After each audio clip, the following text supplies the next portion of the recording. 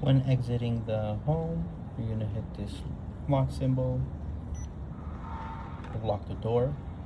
When you've arrived back home, you're gonna tap this button, but that makes an entry for 5, so then you're gonna delete that.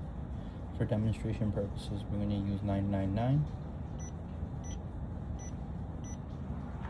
The door will open.